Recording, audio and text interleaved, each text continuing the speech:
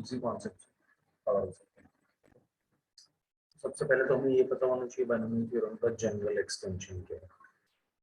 x plus y to the power n का अगर मैं एक्सपेंशन लिखता हूँ तो ये बनेगा nc0 x to the power n y to the power 0। अगला बनेगा nc1 x to the power n minus 1, जो पहले नंबर लिखा हुआ होगा, जो भी पहली चीज होगी उसकी पावर बड़े से स्टार्ट होगी, दूसरा होगा उसकी पावर छोटे से स्टार्ट होगी। हमेशा दोनों पावर्स का सम n ही होगा, देख सकते हो। इंडाइसिस का सम, इंडाइसिस होती है पावर्स एक्सपोनेंट्स, इंडाइसिस का सम हमेशा n ही रहेगा जो मेन पावर में निकाल रहा है। x की पावर आएगी जो बाइनोमियल कोएफिशिएंट दिया हुआ है ये nc2 nc3 ये सब, इसमें n माइनस 2 ये x की पावर है, और जो नीचे नंबर लिखा हुआ है वो y की पावर होती है। तो ऐसे ही अगर मैं लास्ट टर्म लिखता हूँ तो आएगी ncn, x की पावर बन जाएगी इन दोनों का डिफरेंस यानी कि n माइनस n जीरो, और y की पावर बन जाएगी जो नीचे लिखा हुआ है यानी कि n, दोनों का सम अभी भी n। ये होता है हमारा कोई भी general extension, general binomial extension. इसको हम कई तरीके से पढ़ लेते हैं कि भाई आप x को 1 पुट कर दो, y को x पुट कर दो, यानी कि ये बन जाता है 1 plus x to the power n। This is basically ascending powers of x with binomial coefficient. nc0 x की power 0 plus nc1 x square x की power 1 plus nc2 x square, और लास्ट टर्म जो आएगी हमारे पास वो बनेगी ncn x to the power n। Similarly अगर मैं x प्लस 1 लिख देता हूँ तो यही चीज बन जाएगी सेम, बस पावर्स उल्टी हो जाएगी। इस बार पावर्स डिसेंडिंग ऑर्डर में चल रही। अच्छा, डू यू नो nc0 और ncn बराबर है क्या?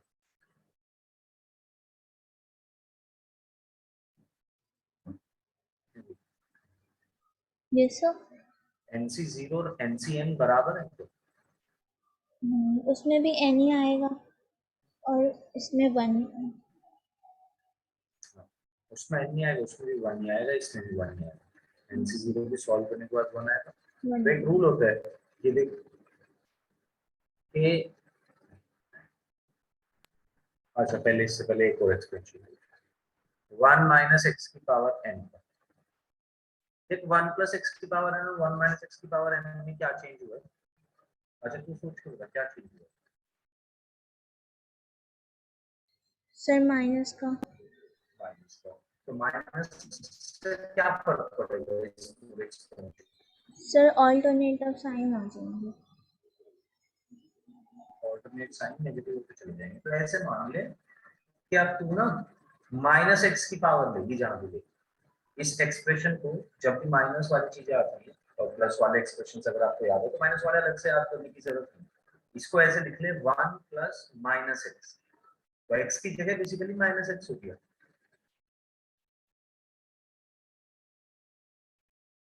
एक्स की जगह बेसिकली माइनस एक्स हो गया, और जहां जहां आप एक्स की पावर्स ले तो वहां वहां माइनस एक्स की पावर्स ले। तो अगर माइनस एक्स की पावर्स लेना स्टार्ट करेंगे तो फर्स्ट वाले पे कोई फर्क नहीं पड़ेगा क्योंकि एक्स की पावर 0 है।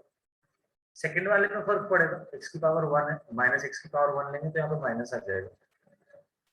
यही expression nc0 minus nc1x plus nc2x square alternatively sign positive negative चलते रहेगा। लास्ट बनेगा ncn माइनस 1 की पावर n इंटू एक्स की पावर n। पहला था बेसिक एक्सटेंशन, और ये जो अगले 3 लिखवाए हैं ये काफी काम आते रहेंगे, बहुत ज्यादा यूज करे जाते हैं, इसलिए ऐसे लिखवा दिए तेरे को, तो याद करने की जरूरत नहीं है। तो ये सब वैसे एक्सपैंड करें, उस एक्सपेंशन तेरे को समझ आना चाहिए। बाय द वे मैं तुझसे ये बता रहा था कि NCR और NCN माइनस R बराबर होते हैं, राइट? एग्जाम्पल 10C2 किसके बराबर होगा? 10c2 बराबर होगा 10c8 के, 10 में से इसको घटा दो। वैसे ही 12c5 किसके बराबर होगा?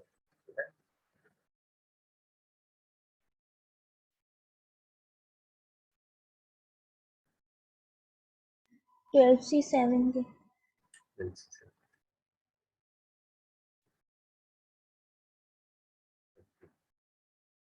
चलिए, अब अगर मेरे को कोई भी जनरल टर्म लिखनी है किसी भी बाइनोमियल थ्योरम में, अब जनरल टर्म सबसे पहला इंपॉर्टेंट क्वेश्चन यहीं से बनता है।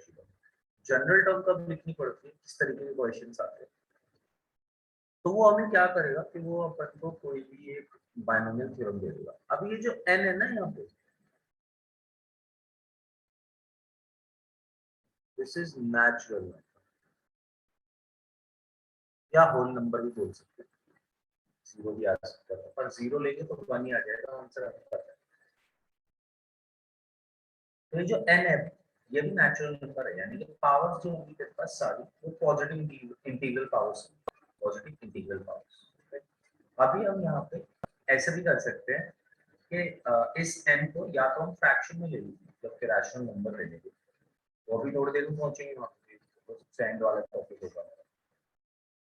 और इस n को हम नेगेटिव भी ले सकते हैं, बट उसके लिए अलग तरीके से वर्क करेगा। फिर उसके लिए फिर ये ऐसे वर्क नहीं करेगा जैसे अभी लिखा हुआ है। क्यों नहीं करेगा? ठीक है, देखो जब आप एनसीआर को डिफाइन करते हो, first of all what do you mean bye NCR? What is NCR?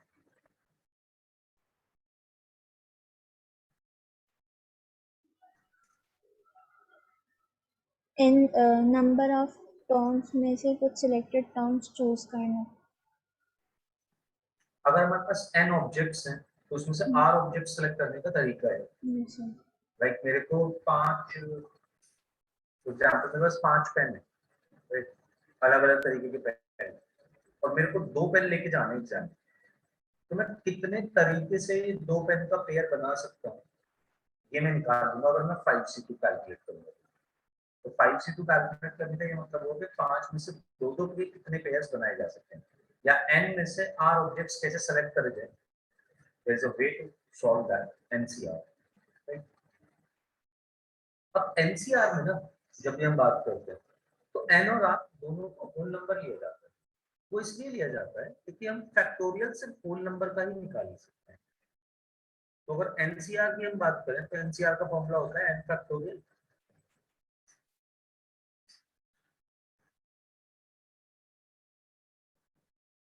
n factorial divided by r factorial into n minus r factorial। वहीं पे अगर हम npr की बात करें तो npr का फॉर्मूला होता है n factorial divided by n minus r factorial। ये फैक्टोरियल तेरे को सॉल्व करना आता है ना फैक्टोरियल? Yes, sir, आता है। ये फैक्टोरियल जो है डिफाइंड होता है सिर्फ होल नंबर्स के लिए, और किसी नंबर के लिए फैक्टोरियल डिफाइंड होता है, जो होता है वो फिर बाद में बताएंगे। ओके, तो ये जो एनपीआर और एनसीआर डिफाइंड है ये सिर्फ होल नंबर्स के लिए डिफाइंड है। तो इसीलिए मैंने तुझसे बोला कि अगर ये n यानी कि पावर जो हम कैलकुलेट करना चाहते हैं, जो भी इंडेक्स हम किसी बाइनोमियल एक्सपेंशन की कैलकुलेट करना चाहते हैं, उस बाइनोमियल एक्सपेंशन की इंडेक्स को कैलकुलेट करते हुए सबसे पहली चीज तो इंडेक्स अगर पॉजिटिव इंटीजर है, यानी कि ये n जो है ये 1 2 3 4 5 6 कुछ इस तरीके का है, तो मैं ये फॉर्मूला अप्लाई करूंगा। और अगर ये n इस तरीके का नहीं, तब अपन क्या करेंगे? तभी हम अब हम वो आगे चल के देखेंगे, और वो हमें क्यों चेंज करना पड़ेगा उसका मैंने भी तेरे को रीजन बताया कि चेंज इसलिए करना पड़ेगा, ये फॉर्मूला इसलिए वैलिड नहीं होगा उस केस में क्योंकि हम एनसीआर को डिफाइन नहीं कर सकते, एनसी जीरो। अगर आप n को ले रहे हो माइनस के 3/2 या माइनस के 3 या प्लस के 3/2, बट अगर आपने n को फ्रैक्शन में ले लिया या n को अगर आपने नेगेटिव इंटीजर ले लिया तो आप डिफाइन नहीं कर पाएंगे एनसीआर। इसीलिए जब हमारे पास n नेचुरल नंबर नहीं होगा या होल नंबर नहीं होगा, होल नंबर के केस में तो वन ही आ जाएगा आंसर के केस में, मतलब जीरो के केस में। तो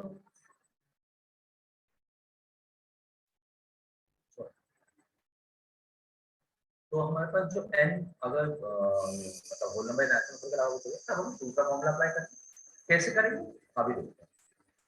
ओके, तो सबसे पहला फेमस क्वेश्चन, सबसे फर्स्ट टाइप ऑफ क्वेश्चन जो यहाँ पर बनता है, बहुत ज्यादा पूछा जाता है, वो आपसे इस तरीके से पूछा जाएगा, आपको कोई एक बाइनोमियल एक्सपेंशन दे दिया जाएगा, या आपको एक मतलब एक्सपेंशन ऐसे नहीं लिख के दे दिया पूरा, ऐसे प्लस एक्स की पावर 11, ठीक है। तो आपसे पूछा जाएगा कि बताओ 11th टर्म का कोफिशिएंट क्या है, या तो ऐसे पूछा जा सकता है, या ये पूछा जा सकता है कि x की पावर 7 का कोफिशिएंट क्या है, या फिर ये पूछा जा सकता है कि इंडिपेंडेंट टर्म कौन सी है इस एक्सपेंशन के अंदर।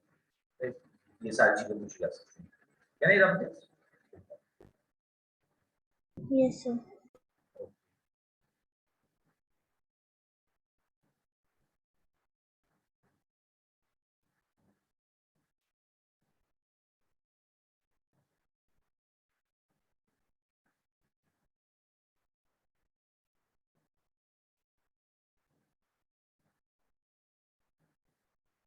जब हम x plus y to the power n का जो भी हमने एक्सपेंशन लिखा था, इसको बच्चे देखना ऐसे भी लिख सकता हूँ, सिग्मा लगा, ये सारी टर्म्स तो ऐड ही होंगी। r की वैल्यू 0 से लेके जाएगी n तक, यहाँ पर लिखा जाएगा n सी r, यहाँ पर लिखा जाएगा x की पावर n माइनस r, और यहाँ पर लिखा जाएगा y की पावर r। अब r को तो 0 रखेगी तो देख लेते हैं फर्स्ट टर्म मिल जाएगी,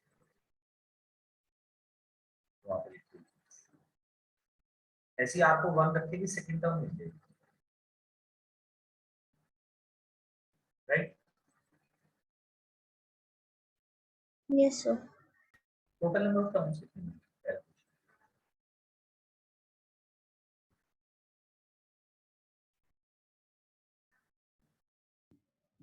सर एन ही होंगे। r की वैल्यू कहां से कहां तक जाएगी?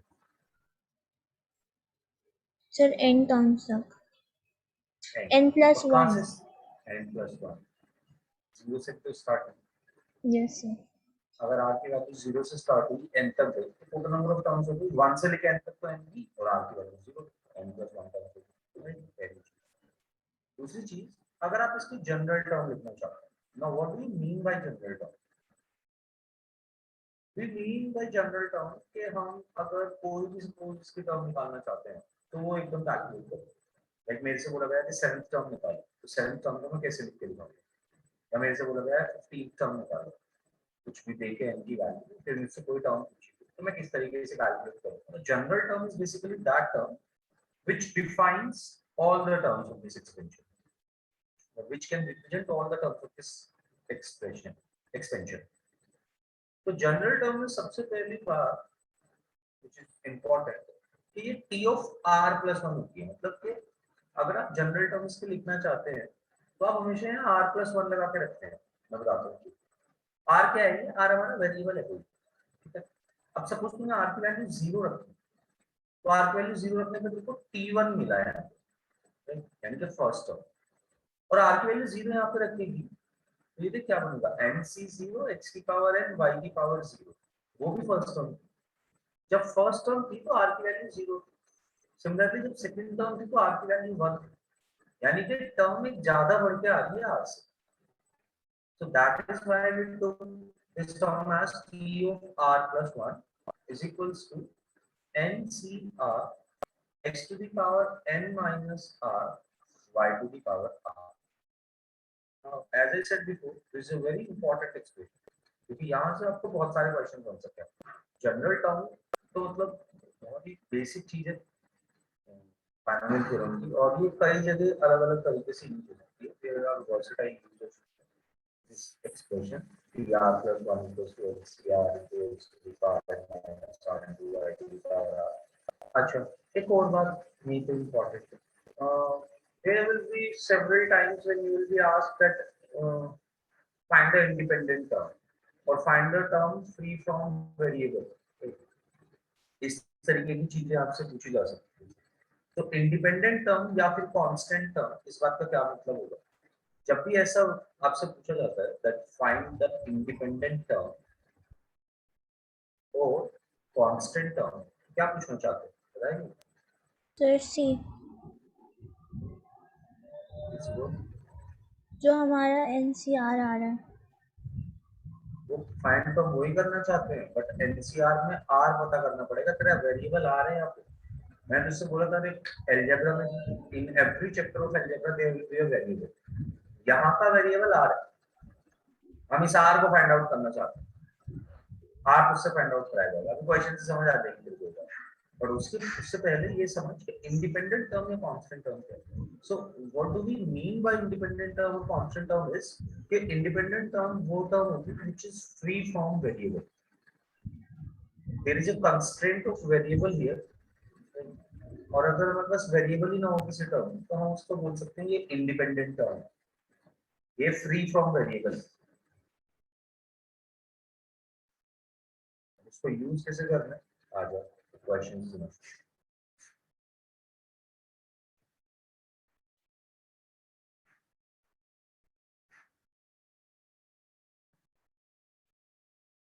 पावर ऑफ वेरिएबल जो होगा वो जीरो, फ्री फ्रॉम वेरिएबल से हमारा ये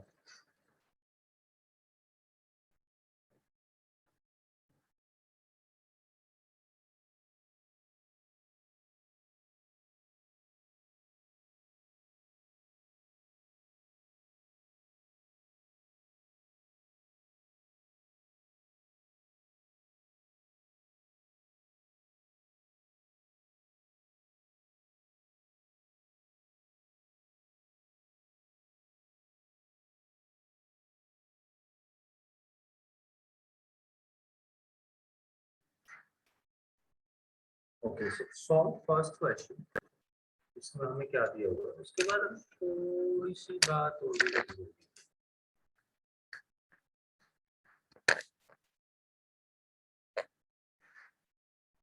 okay, so if the rth term in the extension, if the rth term कोई बताया गया है rth term किसी एक्सटेंशन है, now what is the extension, वो हमें हमेशा जनरली गिवन होता है। the rth term in the extension of x by 3 minus 2 by x cubed to the whole power 10 contain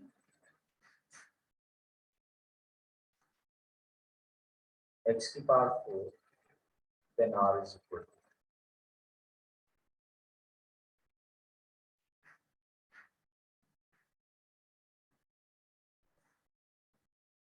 सबसे बड़ी ये समझ कि हम rth टर्म में लिखते हैं कभी, हम r प्लस 1h टर्म लिखते हैं। जनरल टर्म में मैंने जस्ट अभी यही बताया कि हम कभी भी rth टर्म में लिखते हैं, r प्लस 1h टर्म लिखते हैं। अगर हम rth टर्म लिखना चाहते हैं, can you suggest me how to do that? तो मैंने r प्लस 1h टर्म लिखा,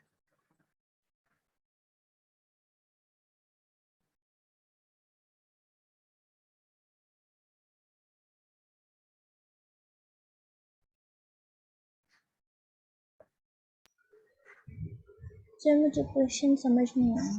मतलब हमारी जो नंबर ऑफ टर्म्स है वो n+1 होंगी, और अगर हम n टर्म्स लिखना चाहेंगे n टर्म्स नहीं, टर्म्स तो n प्लस 1 ही होंगे पूरे एक्सटेंशन, अगर हम पावर लिखना। बट मैं ये कह रहा हूँ कि देख, सपोज मैंने कोई जनरल टर्म लिखी, तो जनरल टर्म लिखने का जो तरीका है वो मैंने ऊपर एक लाइन में लिखा हुआ है, tr plus 1 equals to ncr into x की power n minus r into y की पावर r, राइट? सपोज मैं 10th टर्म निकालना चाहता हूँ किसी एक्सटेंशन, तो r को मुझे क्या करना चाहिए? n ओ 10 टर्म निकालेंगे तो r इज इक्वल टू 9 होगा। r इक्वल्स टू 9 हो जाएगा, करेक्ट? अब हम ये कह रहे हैं, मेरे दूसरा क्वेश्चन कि वहां पे तुमने tr प्लस 1 लिखा और तुमने लिख लिया ncr इनटू x की power n minus r into y की पावर r। बट अगर यहीं पे सपोज मैं तुझसे कहता कि tr प्लस 1 की जगह tr लिख के दिखा मुझे tr, तो कैसे? तो उसमें से -1 कर देंगे, तो n r से में r -1। r जहां जहां लिखा होगा उसकी जगह r माइनस 1 करेक्ट? तो इस क्वेश्चन में भी यही दिया गया है। सबसे पहले तो ये समझ, यहाँ पे हमें दिया गया है if the rth term in the extension of this contain x की पावर 4, तो मैंने कहा rth term की वो बात कर रहा है, rq से वैल्यू चाहिए, तो मैं बता दूंगा उसको tr लिखो सबसे पहले। तो क्या होगा जी tr? tr होगा 10 cr minus 1, n की वैल्यू इस बार मेरे को पता है, x by 3 to the power 10 minus r plus 1, ये हो गया 11 minus r into अगली चीज हो गई माइनस के 2 upon x cube to the power r minus 1। We can simplify this, इस तरीके से हम इसको सिंप्लीफाई भी कर सकते हो, 1/3 की पावर 11 माइनस r। ये देखिए मैंने कांस्टेंट वाली सारी पावर्स बाहर निकाल दी, इसलिए निकाली क्योंकि वो क्वेश्चन में मुझसे ये भी पूछ सकता था कि आप इस टर्म का कोएफिशिएंट बताओ, या मुझे ये बोल सकता था कि find the coefficient of the term containing x की power 4 in the extension of this। अभी तो उसने मुझसे पूछा है कि कौन सी टर्म है जो x की पावर 4 कंटेन कर रही होगी। अभी वो मुझसे और मैं दूसरा क्वेश्चन ये बता रहा हूँ कि वो मुझसे ये भी पूछ सकता था कि find the coefficient of that term which is containing x to the power 4। अभी उसने मुझसे कोएफिशिएंट नहीं पूछा, अगर कोएफिशिएंट पूछता तो मैं बाद में r की वैल्यू निकाल के यहाँ पे पुट करूँ। x की power, this is 11 minus r and this would be 3r minus 3, ऊपर जाएगा तो minus 3r plus 3 हो जाएगा। x की पावर मैंने एक साथ ली, इसलिए ली x की पावर एक साथ क्योंकि उसने मुझे x की पावर दी हुई है। So the expression would be, sorry, the general term would be 10cr 1/3 to the power 11 minus r into minus 2 to the power r minus 1, ये बना x की power 14 minus 4r। Now we need to find that term which contain x की power 4।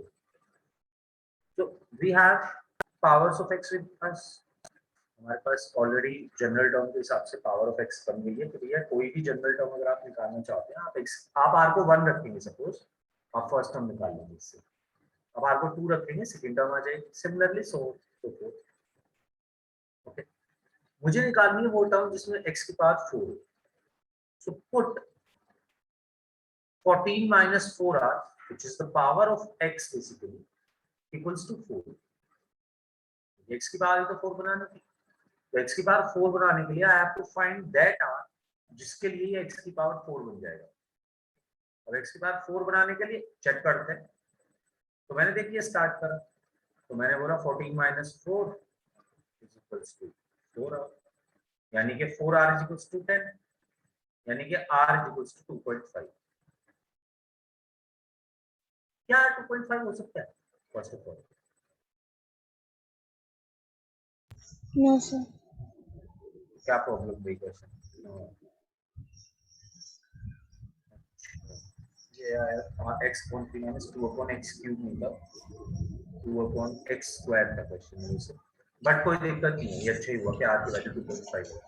जब भी r हमारा fraction में होगा या जब भी r हमारा नेगेटिव होगा, तो हमें एकदम समझ जाना है कि ये चीज तो पॉसिबल ही नहीं है, यानी कि इस एक्सपेंशन में x की पावर 4 कहीं नहीं आ रहा है।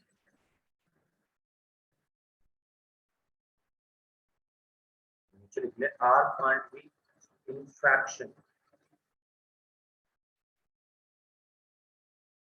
or a negative number।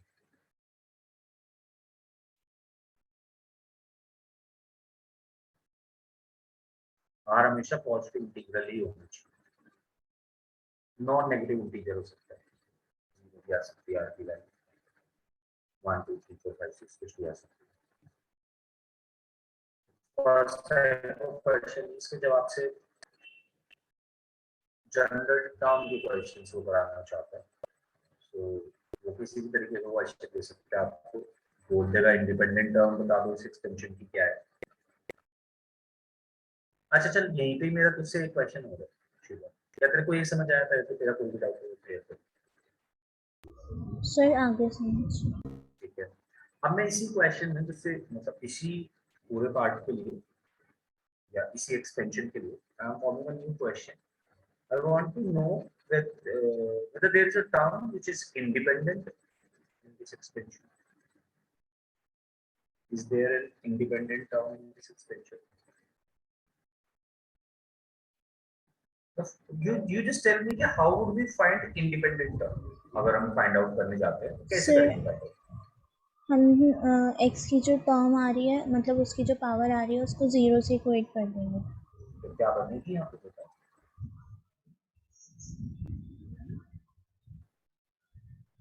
इसके लिए आर की वैल्यू निकालनी पड़ेगी, सॉल्व करनी पड़ेगी।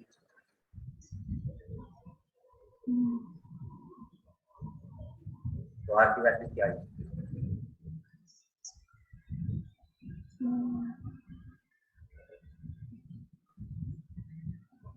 सर ये तो गलत है। गलत? ऐसे मत बोल गलत है, ऐसे बोल एग्जिस्ट नहीं करती। यहाँ पे 14/4 आ रहा है। 14/4 आ रहा है, तो 14/4 का मतलब हो गया 3.5, राइट? और आर की वैल्यू 3.5 नहीं हो सकती है। Yes sir.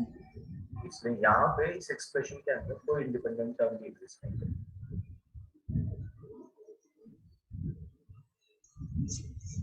Okay sir.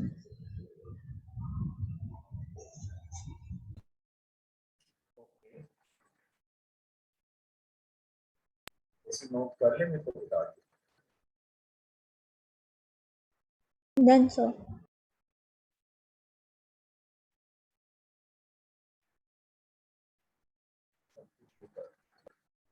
और कुछ तरीके का क्वेश्चन, इस तरीके का क्वेश्चन भी पूछा गया, थोड़ा सा अलग, पर है इसका भी लेना देना जनरल टर्म से। पहले तू ट्राई करते हैं। Number of integral terms in the expansion of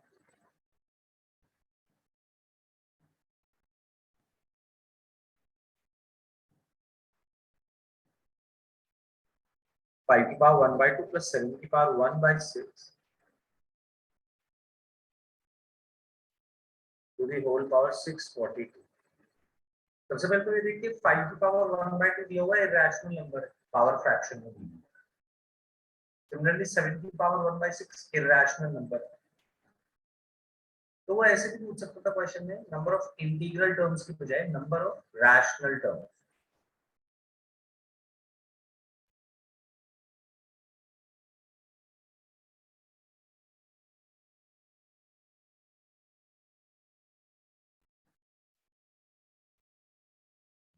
sir लेकिन पावर तो फ्रैक्शन में नहीं आ सकती है।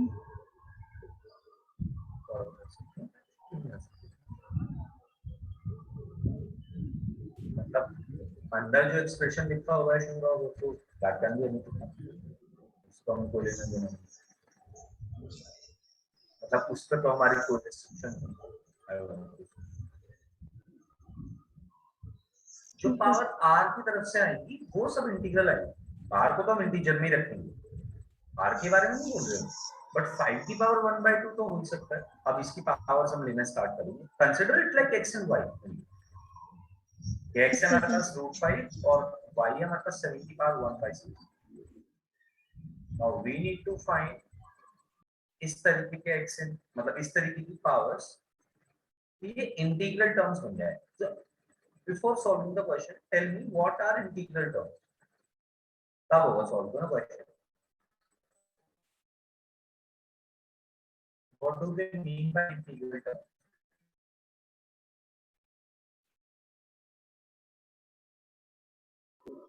जिसमें हमारे जो टर्म्स हैं वो इंटीजर्स में आए। इंटीजर्स में वो कैसे आएंगे?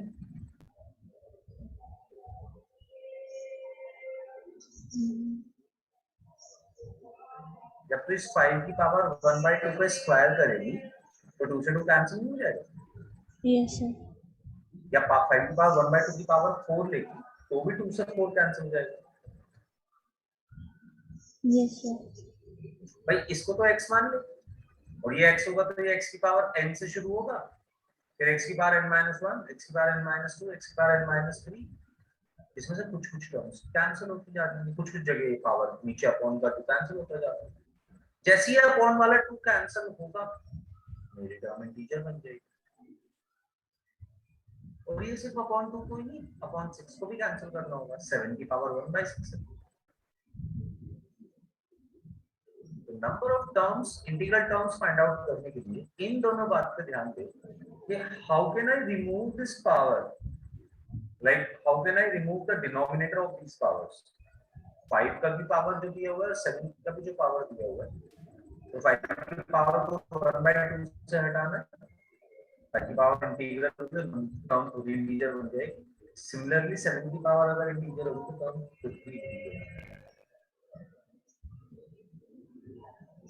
तो ये तो ऑलरेडी जब हम टर्म्स लिखेंगे तो कट हो जाएगी, जब इवन तो नंबर आएगा तभी कट हो जाएगी। देख, चेक कर, सारे इवन नंबर में होगी।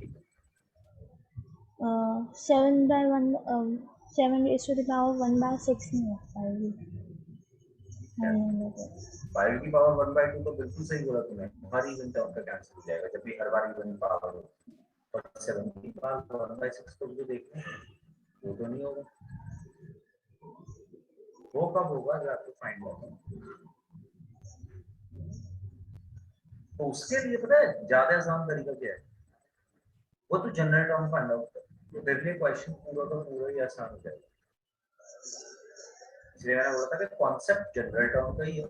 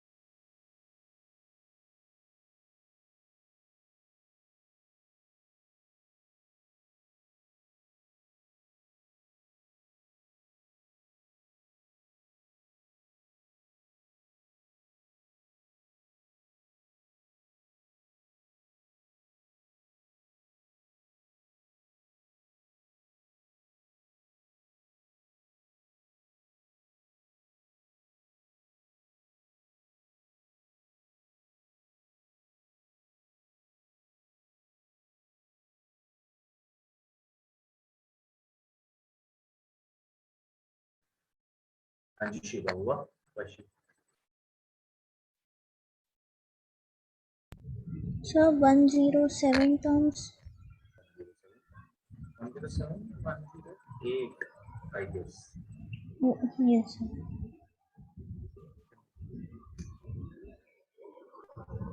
हाँ 108।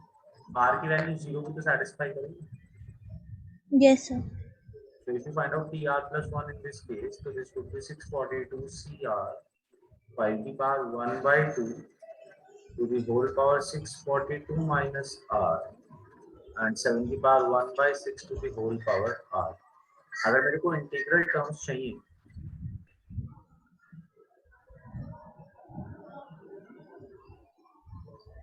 तो यहाँ पे बनेगा 642 माइनस आर अपॉन 2, 2 से डिवाइड करेंगे तो ये बन जाएगा Yes, sir. 321 minus r by 2।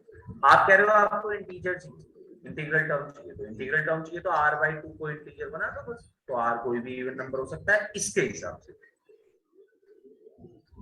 और सिमिलरली इसके हिसाब से आर को 6 का मल्टीपल करना। तो पहले वाले कंडीशन को और वाले कंडीशन को अगर मिक्स करा तो हमने देखा कि अगर आर 6 का, अगर आर सिर्फ 2 का मल्टीपल होगा तो उससे तो काम नहीं बनेगा, है ना, क्योंकि 6 वाले भी चीज कैंसिल होना इंपॉर्टेंट है। पर अगर आज 6 का मल्टीपल होगा तो हमारे दूसरी वाली चीज भी सॉल्व हो जाएगी खुद ही। तो R की वैल्यू 0, 6, 12, 18, 642 है। अच्छा चल एक बात बता, अगर सपोज मैं इसी क्वेश्चन में 5 की पावर 1 by 4 कर देता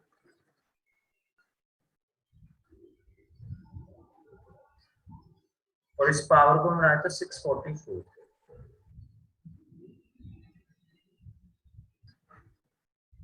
पावर को बनाया था 644 और 5 की पावर कर देता 1 by 4, क्या फर्क आता?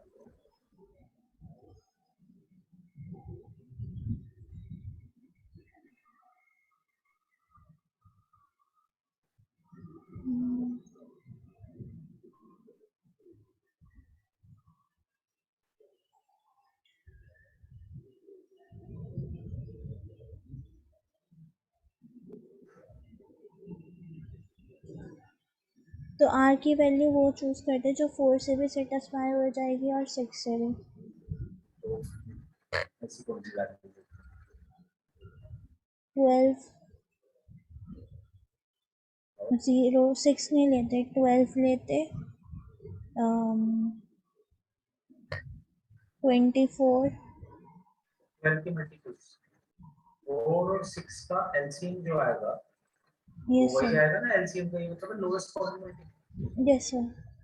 तो एलसीएम मतलब इन दोनों का एलसीएम हम इसे ले भी इसे ले ले तो ये ऐसा नंबर चाहिए जो 4 और 6 दोनों से डिवाइड हो जाए और उनके सारे मल्टीपल्स के, राइट शुभ। Yes sir. अब नेक्स्ट चीज क्या लिखी है?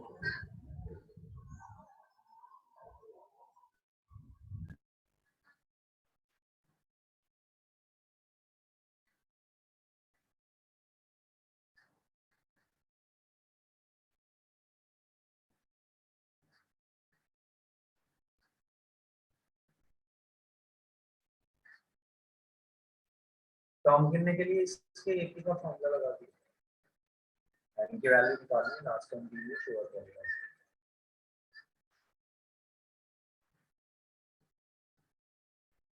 कभी ना आए ऐसे समझ तो इसके ऊपर आगे की इसका फॉर्मूला।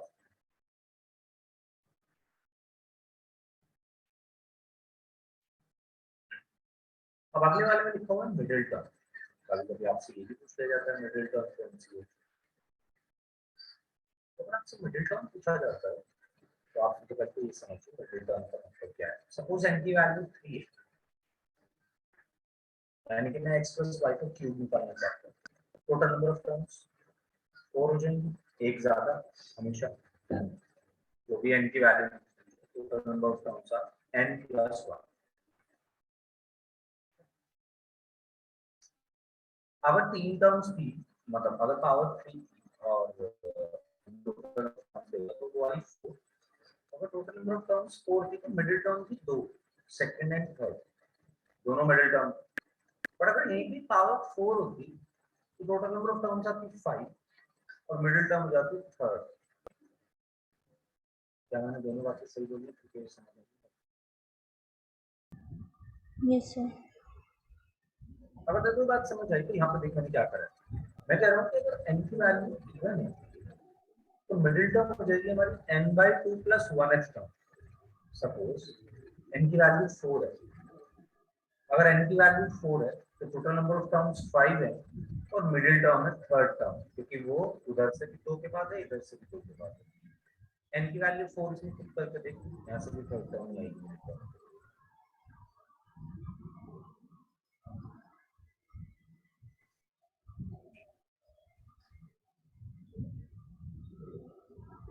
सिमिलरली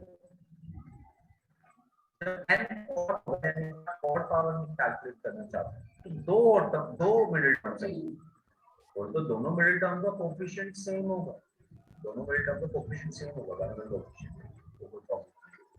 तो बाइनोमियल कोएफिशिएंट हम इन्हें बोलते हैं NCR, NC0 NC1 up to NCn, सबको हम बाइनोमियल कोएफिशिएंट बोलते हैं और नॉर्मल को पूरा कोएफिशिएंट बोलते हैं।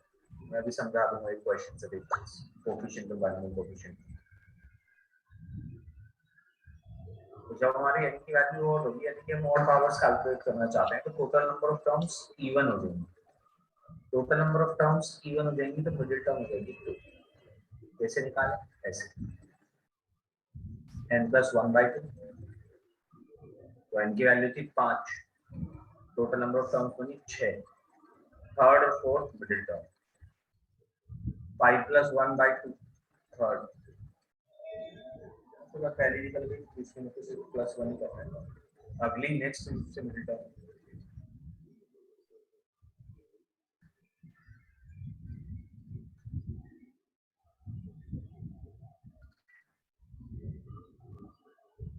And the next question is कि x plus y की पावर n और x minus y की पावर n को अगर हम ऐड करते हैं, सब्ट्रैक्ट करते हैं, तो क्या होता है?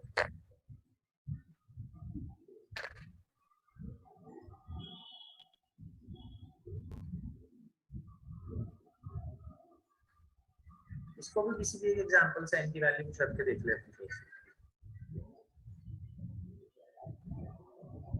चल एक बार ना n की वैल्यू 3 रख दोनों एक्सप्रेशन, x plus y का cube plus x minus y का क्यूब, और नीचे निकाल x plus y का cube minus x minus y का क्यूब। कितने total number of terms?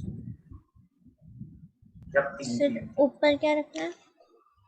n की 3, यानी कि ऑड ले रहा हूँ, और यहाँ पे भी ऑड ले, n को 3 रखते दोनों जगह, और पता टोटल नंबर ऑफ टर्म्स कितने हैं, क्योंकि कुछ टर्म्स कैंसिल होंगी यहाँ पे।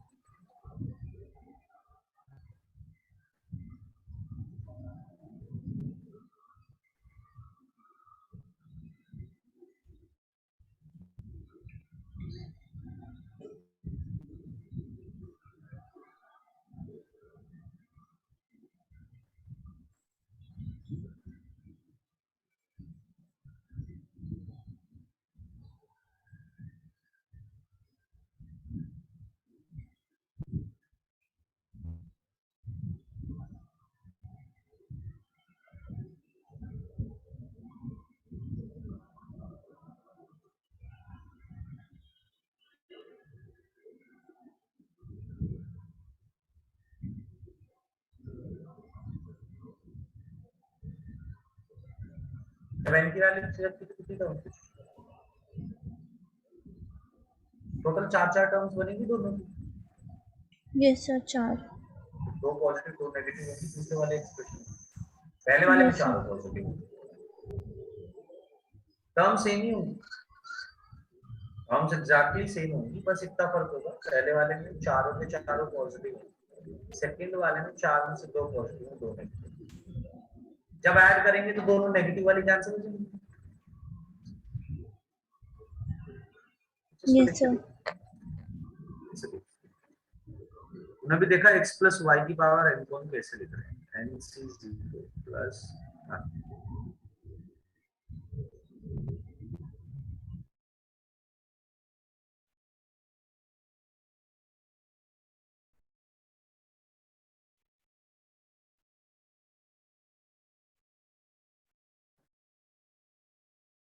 ये तो बना x प्लस वाई की power n, x minus y की पावर n ने क्या करा, तो जो हमारी इवन टर्म्स थी यानी कि सेकंड टर्म, फोर्थ टर्म, उन सबको नेगेटिव बना दिया।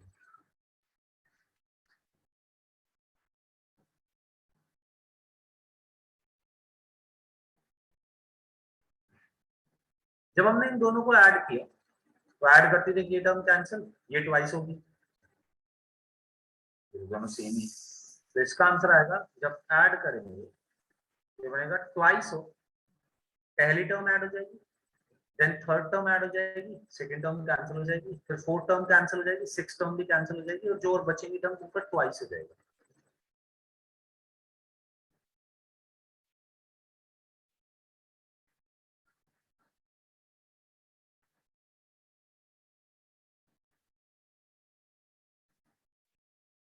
और जब हम सब्ट्रैक्ट करेंगे सीधा, तो जो दोनों का सेम साइन है जिन टर्म्स का, वो वाली कैंसिल हो जाएंगी, यानी कि ये कैंसिल, ये वाली भी कैंसिल, थर्ड वाली, सेकंड वाली ऐड हो जाएगी सब्ट्रैक्ट करके। क्यों?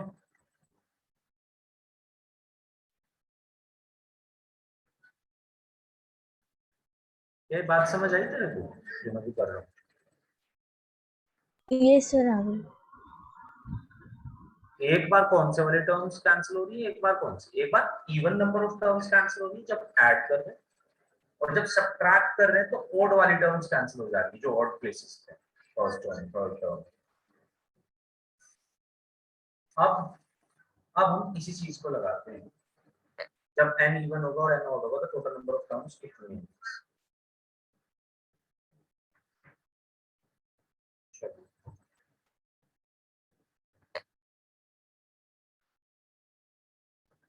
ओके, जब n ऑड होगा तो क्या होगा ना, जब n ऑड होगा, सपोज n की वैल्यू है 3,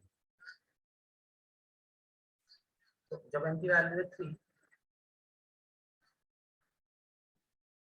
जब n की वैल्यू है 3, तो n की वैल्यू 3 है, तो टोटल नंबर ऑफ टर्म्स बन रही है 4, ऐड करेंगे तब भी 2 बचेंगी, सब्ट्रैक्ट करेंगे तब भी 2 बचेंगे,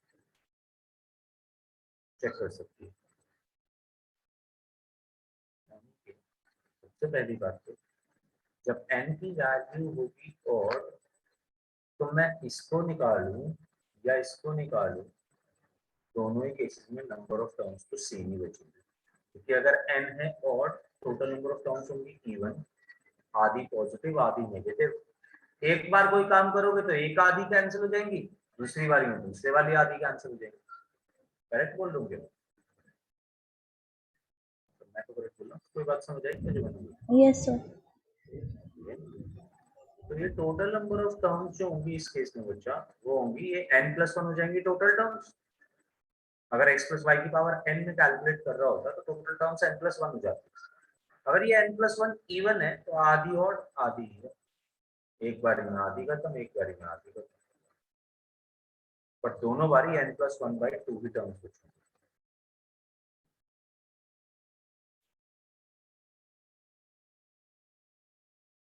अगर n इवन है तो इस केस में एक ज्यादा टर्म बच जाती है, इस केस में कम टर्म बच जाती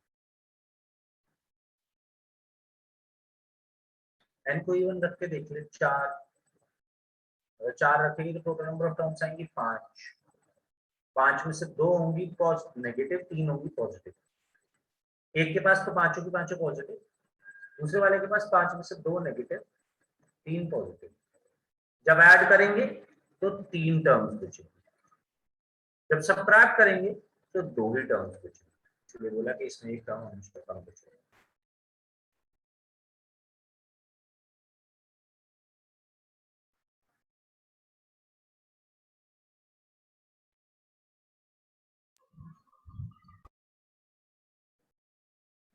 कोई भी डाउट पूछ सकती है।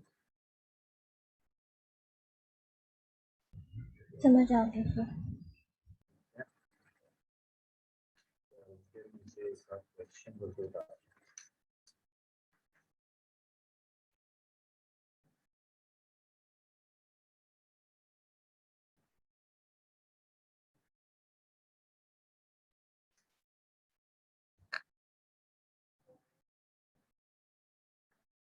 जब लिख ले बता दो।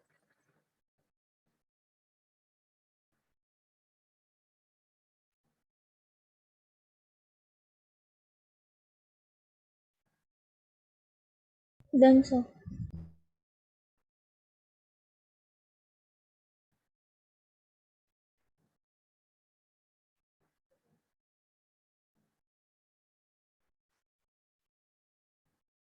The ratio of the term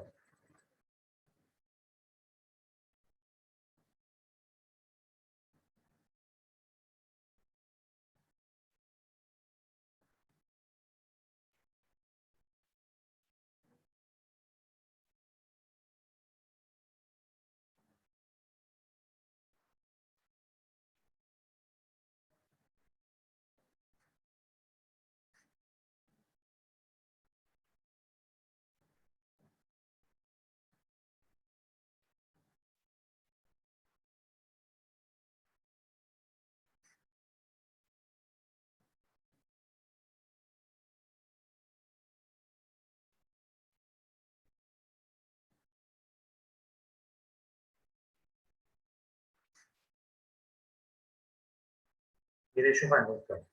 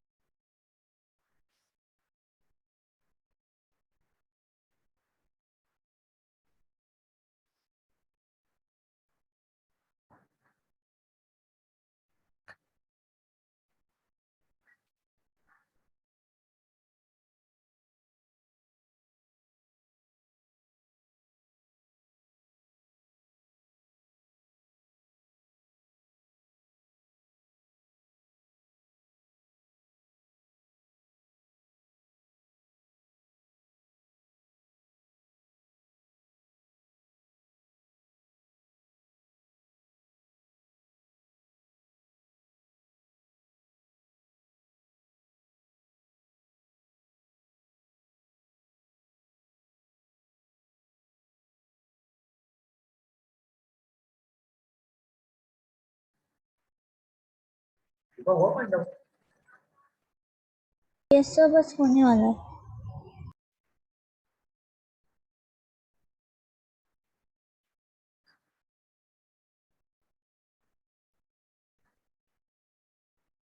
find the general term.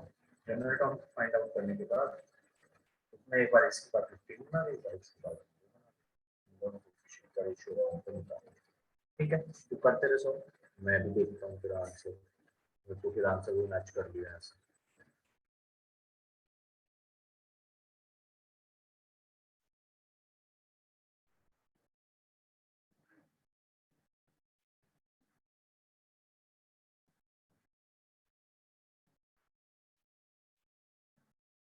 Sir B 1/32, 1 1:32। 32 correct, करने की जरूरत नहीं रही। तो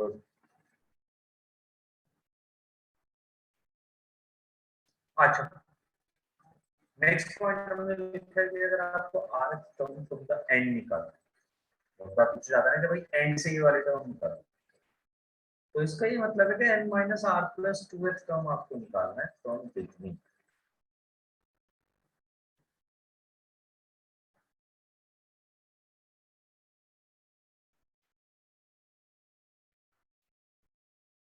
like total number of terms हमारे पास,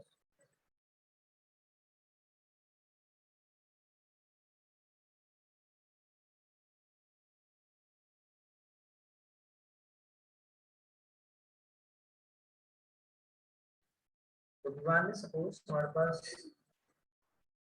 n की मतलब कुछ हमारे पास जैसे यही है, ये नीचे क्वेश्चन लिखा हुआ है, तो इसमें टोटल नंबर ऑफ टर्म्स कितनी होंगी, नीचे क्वेश्चन लिखा हुआ है।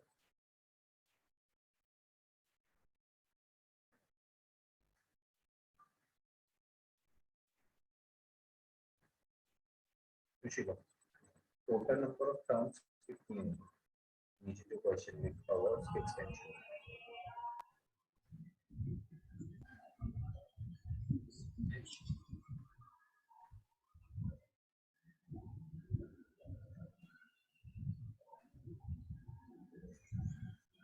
सर 10 होंगी। अब मैं कैलकुलेट कर रहे हैं total number of terms 10।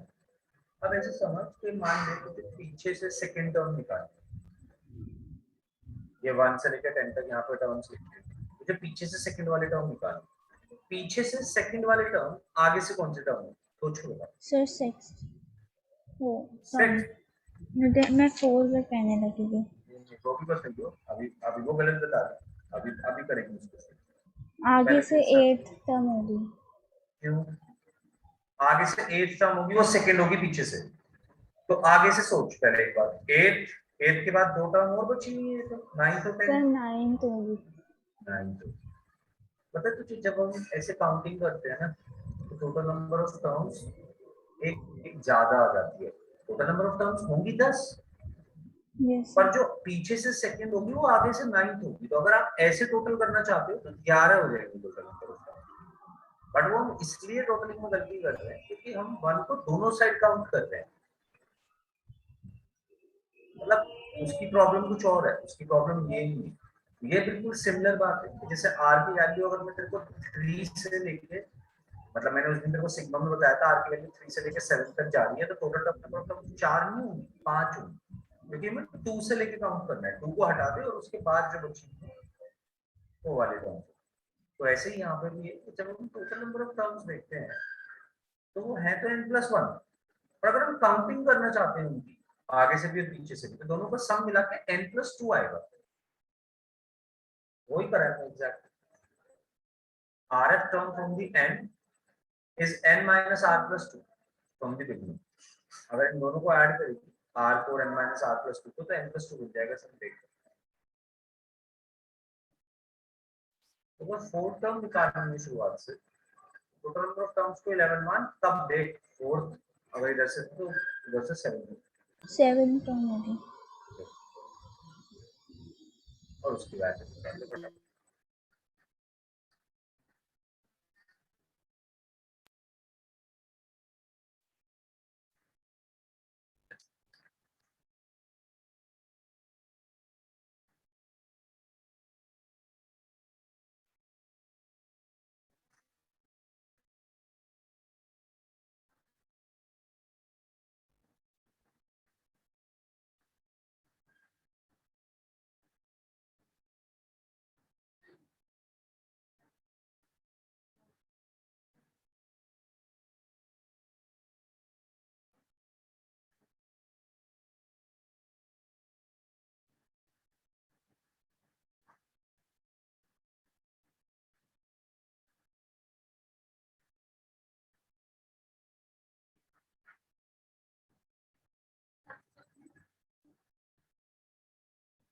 upon x plus x upon p to the whole power 9.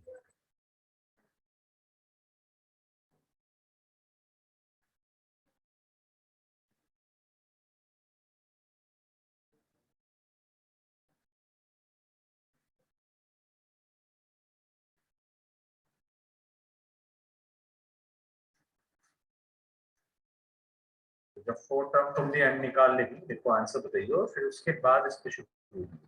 Middle term बताओ इस एक्सटेंशन के अंदर। मिडिल टर्म भी हो सकती है, मिडिल टर्म्स भी हो सकती है।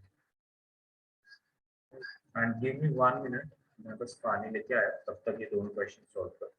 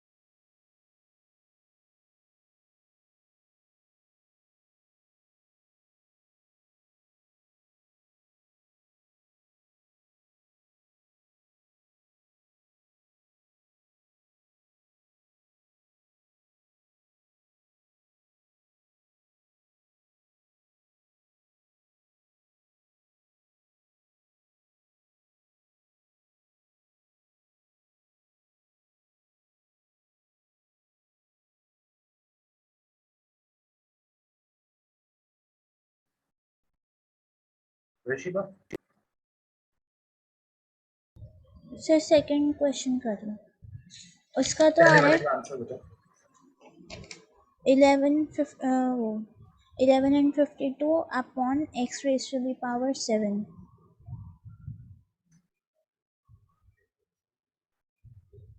नहीं, कैलकुलेशन मिस्टेक, चल चेक कर ली, मैं कर रहा हूँ सॉल्व, तू ऊपर वाला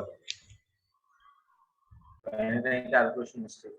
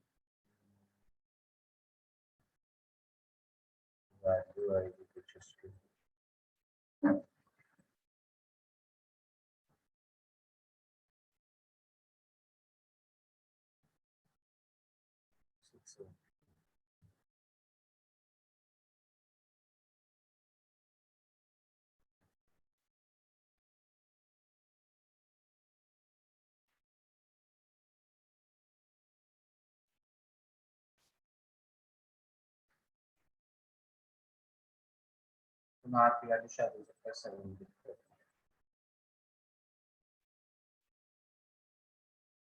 और आखिरी 70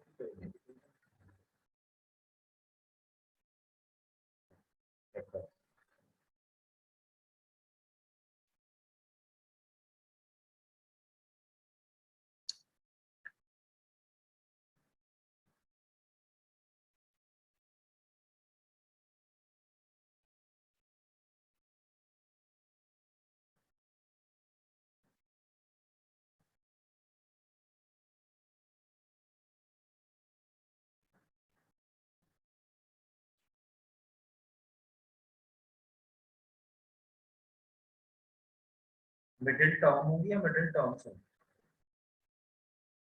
मिडिल टर्म्स होंगी 5 और 6।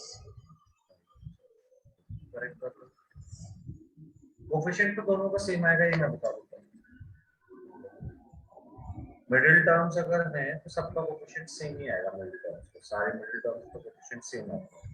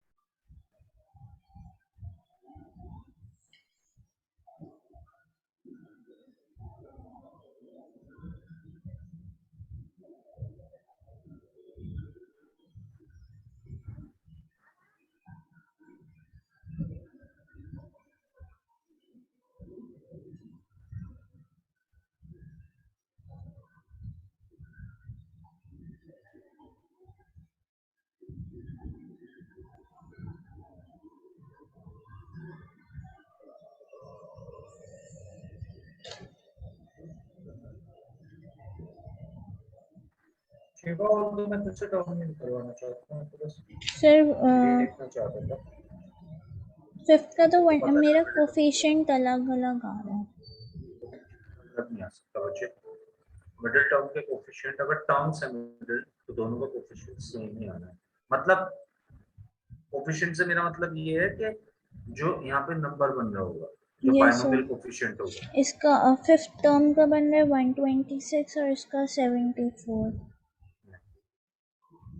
अच्छा देखते हैं। और P5 x अगर हम बाय 5। निकालेंगे, P बाई एक्स और x बाई p में फर्क आ सकता है। देख T5 निकालेंगे तो 9C4 लिखेंगे, है ना? पहले ये बताओ कैसे कर।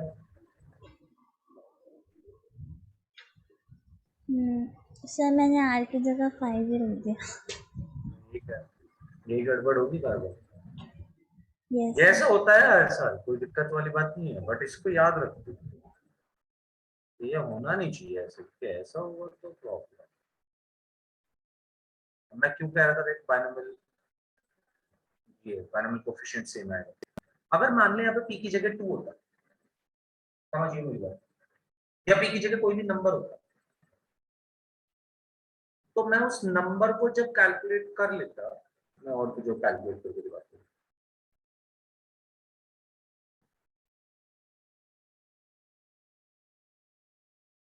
मैं सिर्फ उसको कैलकुलेट करने के बाद मेरे पास कुछ चाहिए आएगा 126।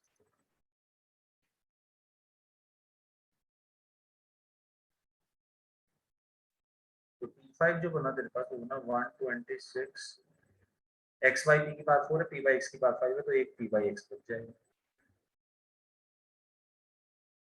6 जो बचा वो बचेगा सर 126, क्योंकि 126। 9c5 और 9c5 9c4 तो बराबर नहीं, यस सर। तो बनेगा x अपॉन। अब ध्यान से देखते हैं, मैं तुझे कोफिशिएंट और बाइनोमियल कोफिशिएंट में डिफरेंस बता दूंगा। अगर तुम मुझसे पूछती T5 का कोफिशिएंट क्या है, तो मैं कहता 126p, क्योंकि p कोई कांस्टेंट है। अगर तुम मुझसे पूछती कि 1T5 का बाइनोमियल कोफिशिएंट क्या है, तो मैं कहता 9c4, जो भी कैलकुलेट करने के बाद आया 126। ये डिफरेंस है कोफिशिएंट और बाइनोमियल कोफिशिएंट। एनसीआर को सिर्फ बाइनोमियल कोफिशिएंट बोला जाता है। और कोफिशिएंट मतलब कि आपने एनसीआर तो लिया ही लिया, अगर कुछ क्वेश्चन के अंदर ही कुछ और भी कोफिशिएंट आ रहा था तो वो भी अकाउंट कर रहे हैं।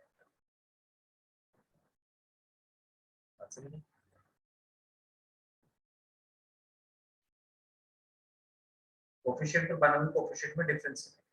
बाइनोमियल कोफिशिएंट का मतलब 94 इस क्वेश्चन के लिए, व्हिच इज 126। और अगर हम कोफिशिएंट की बात करते हैं, that is 126 into p।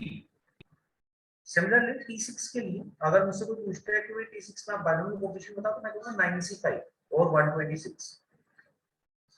But अगर आपसे पूछा जाता है कि कोफिशिएंट बताओ, तो 126 अपॉन p। क्या दोनों में डिफरेंस समझ आया शुगर?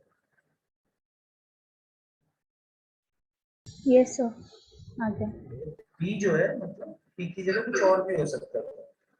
लाइक जो four term from the and है उसमें p की जगह 2 2 दे रखा है, मतलब कुछ भी हो सकता है। अंदर से अगर कोई कोफिशिएंट आ रहा है तो उसको हम कोफिशिएंट में काउंट करेंगे, बाइनोमियल कोफिशिएंट में कभी काउंट नहीं करेंगे।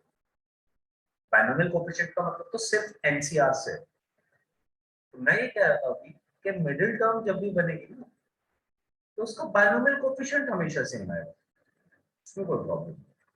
कोफिशिएंट सेम आए ना आए, बाइनोमियल कोफिशिएंट पक्का सेम आएगा फॉर श्योर।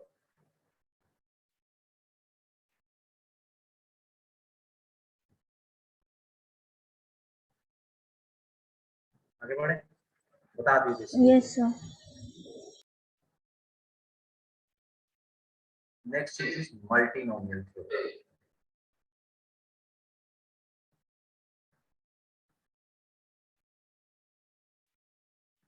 तो बाइनोमियल का मतलब होता है दो, मल्टीनोमियल का मतलब है कितनी भी टर्म्स हो सकती हैं आपके पास।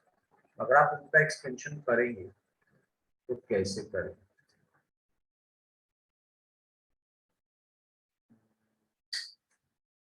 सबसे पहले ये चीज देख, सपोज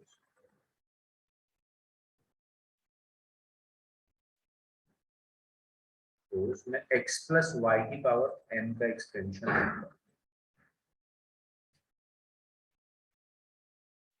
तो x plus y to the power n is NCR, x to the power n minus r, y to the power r। और लिखते हैं जरा इसको खोल के थोड़ा, NCR को हम लिख सकते हैं n factorial divided by n minus r factorial into r factorial, right. x की power n minus r, y की पावर r। थोड़ी देर के लिए इस n minus r को s पुट कर, तो r plus s is equals to n हो जाएगा, ये बोल सकते हैं। और इसको मैं ऐसे लिख दे रहा हूँ, n factorial divided by r factorial into s factorial. x की पावर है s, y की पावर है। कहने का मतलब ये है कि यही जो बाइनोमियल एक्सटेंशन अभी थोड़ी देर पहले हम करके आए, इसको हम ऐसे भी लिख सकते थे कि कोई भी x की पावर ले लो, कोई भी y की पावर ले लो, पावर्स ऐसे लेनी है दोनों का सब हमेशा n रहे। साइड में लेफ्ट हैंड साइड में लिखा भी हुआ है r plus s is equals to n। जो भी आपको पावर निकालनी है ऊपर उसका फैक्टोरियल रखोगे, डिवाइडेड बाय जो भी आपने x और y की पावर्स ली है आप उनसे डिवाइड करो, उनके फैक्टोरियल से डिवाइड कर दोगे n फैक्टोरियल। आप इसी चीज को मल्टीनोमियल थ्योरम में लगाते हैं, यानी कि अगर हमारे पास टर्म्स एक या एक से ज्यादा है तो क्या करेंगे। सपोज इसी जगह मैं तीन टर्म्स ले लेता हूँ,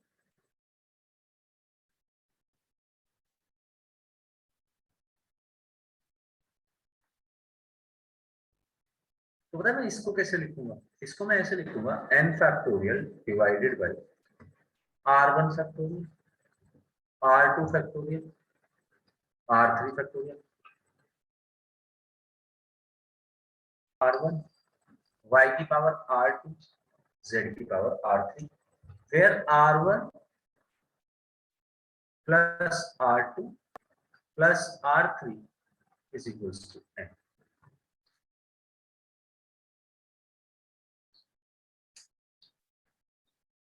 एंड इसको हम बोलते हैं नॉन नेगेटिव इंटीग्रल सॉल्यूशंस। ऐसी इक्वेशंस को हमें सॉल्व करने के लिए आ जाती है बहुत बार। r1 plus r2 plus r3 is equals to n। तो इसके टोटल नंबर ऑफ टर्म्स जो बनेंगी ना इसमें वो उतनी बनेंगी जितने इस इक्वेशन के सॉल्यूशन होंगे। यानी कि अगर जितने तरीके से आप r1 plus r2 plus r3 को n बना सकते हो उतनी ज्यादा आप इसमें टर्म्स निकाल सकते हो। मतलब उतनी ज्यादा क्या वो फिक्स है तरीके, ऐसा कुछ नहीं है कि हम उसमें कुछ बदल सकते हैं। जैसे वहां पे n की अगर पावर n निकाल रहे तो n+1 total number of terms है। वैसे अगर हम यहाँ पे टर्म्स निकाल रहे हैं तो r1 plus r2 plus r3 is equals to n के सॉल्यूशंस निकालने पड़ेंगे। तो वो सॉल्यूशंस निकालने के लिए या फिर यूज ऑफ फॉर्मूला। अब इस फॉर्मूले के बारे में जिक्र करते हैं जब हम पूरा फुल फ्लेज्ड इस पे चलेंगे। ये तो मैंने तुझे 3 के लिए लिख के दिखाया। क्या तेरे को ये फॉर्मेट समझ आया, पैटर्न समझ आया इसका? Yes sir. वैसा ही है जैसे ऊपर करा है देखो। ठीक है, तो मल्टीनोमियल में टर्म्स उतनी हो सकती हैं जितने तरीके से आप r1 plus r2 plus r3 को n के बराबर रख सकते हैं। यानी कि इनकी पावर का सम n बनाना है। अब वो कितने तरीके से बन सकता है आप देख लो, कितने तरीके से बन सकता है उतने तरीके से बना लो इसी चीज को।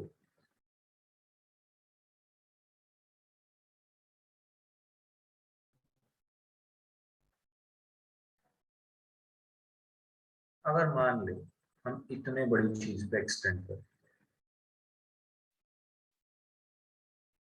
तो मैं इसको ऐसे लिख दूंगा, पैटर्न छटकाएगा n फैक्टोरियल को डिवाइड किससे करो, x1 की कोई पावर होगी उसके फैक्टोरियल से डिवाइड करना पड़ेगा, x2 की भी कोई पावर आएगी उसके फैक्टोरियल से भी डिवाइड करना पड़ेगा। सिमिलरली xk की भी कोई पावर आएगी उसके फैक्टर से भी डिवाइड करना पड़ेगा।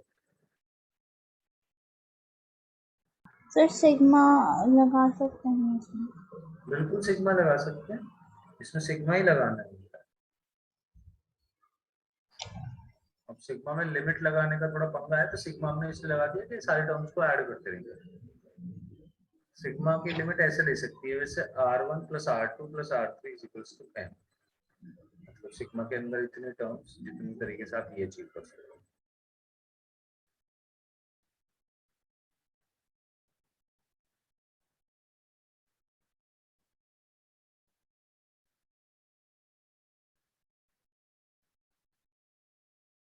क्यों देख जरा,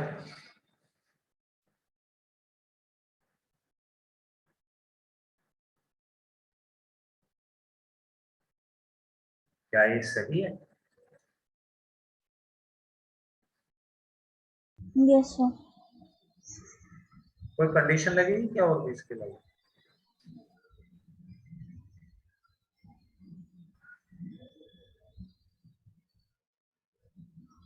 लगेगी कि इन सारी पावर्स का सम n के इक्वल होना चाहिए।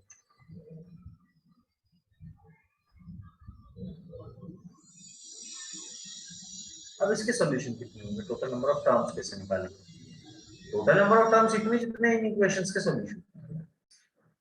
तो भैया कैसे निकालें, कैसे का फॉर्मूला डायरेक्ट।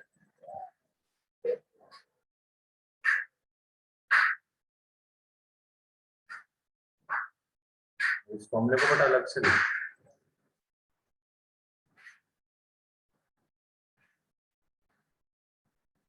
अगर मुझे इसके सारे नॉन नेगेटिव इंटीग्रल सॉल्यूशंस निकालने हैं, यानी कि मैं किसी भी नंबर को इनमें से जीरो भी रख सकता हूँ। n तो फिक्स है, r1 से लेकर r के तक की बात कर रहा हूँ, इसमें से किसी भी चीज को जीरो भी रख सकते हैं। तो अगर नॉन नेगेटिव इंटीग्रल सॉल्यूशंस चाहिए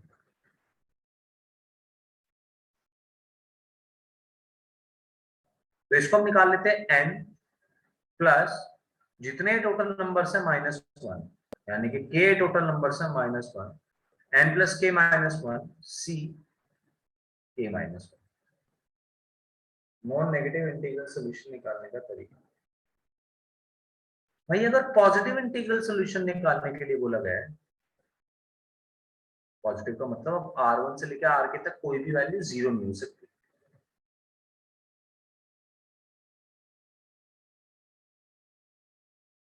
तो हो जाएगा n माइनस वन सी के माइनस वन।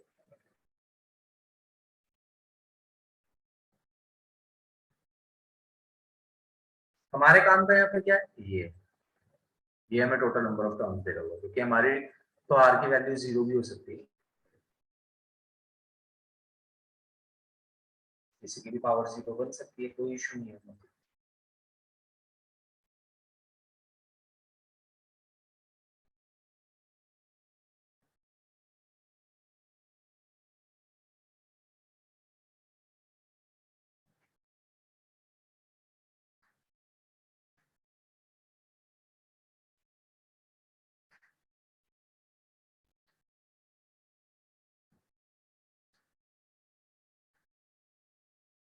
जब हो जाए बताइए।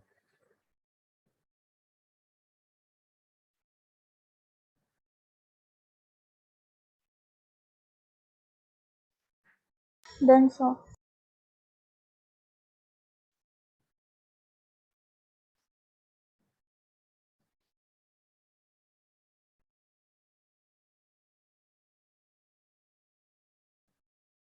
इस क्वेश्चन का आंसर ये बताओ।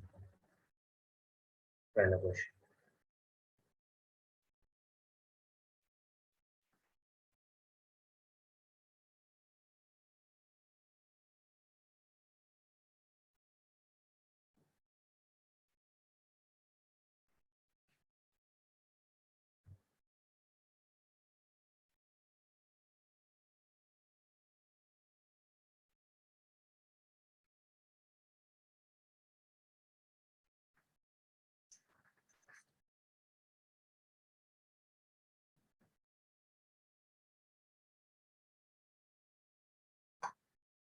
सीधा फॉर्मूला अप्लाई करना है।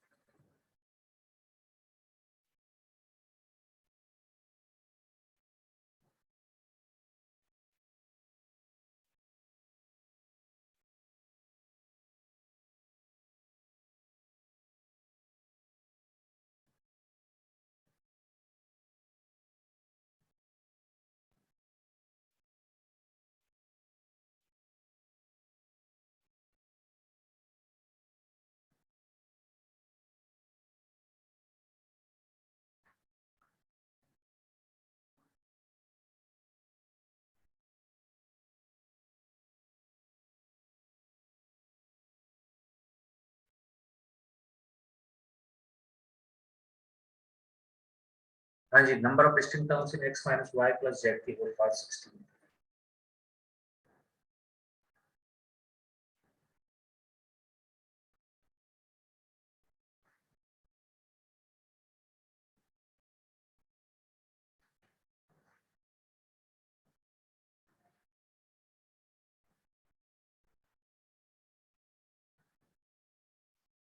पहली चीज कैसे लिखेंगे जनरल टर्म्स।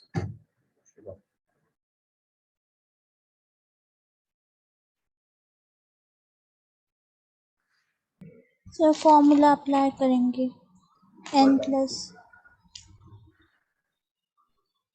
मैं फॉर्मूला जानना चाहता हूँ, देख ले आराम से और फिर बता, कोई दिक्कत नहीं।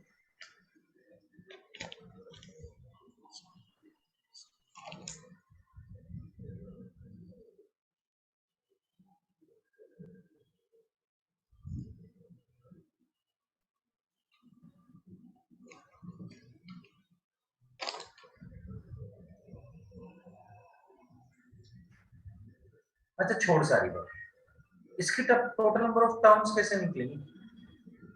x की कुछ पावर आएगी r1 माइनस y की कुछ पावर आएगी r2 और z की कोई पावर आएगी r2, जहां पे ये r1 plus r2 plus r3 16 के बराबर होना चाहिए। Yes sir. ठीक है, इससे निकलेंगे टोटल नंबर ऑफ टर्म्स। बच्चे कि कितने वेरिएबल्स यहाँ पे दिए हुए हैं। तो सीधा सीधा तुझे देखना है, अगर यहाँ पे 5 दिए होते तो R1 से लेके R5 तक का सम 16 होता। सही बात है। Yes sir. तो तुझे सीधा क्वेश्चन में ऐसे सॉल्व कर सकती है वैसे तो, अभी बताता हूँ, बट पहले चल लिख के देख ले। R1 plus R2 plus R3 equals to 16 दिया हुआ है, यानी कि जो सॉल्यूशंस हुए, टोटल नंबर ऑफ टर्म्स हुई, वो हुई 16 प्लस 2 18 C2, इसमें से एक घटा दे। तो सीधा पता है क्या कर, यहाँ पे n लिखा होगा, यहाँ पे k लिखा होगा, k बता रहा होगा तुझे कितनी नंबर ऑफ टर्म्स है। n प्लस k यानी कि 16 प्लस 3 माइनस 1 C3 माइनस 1,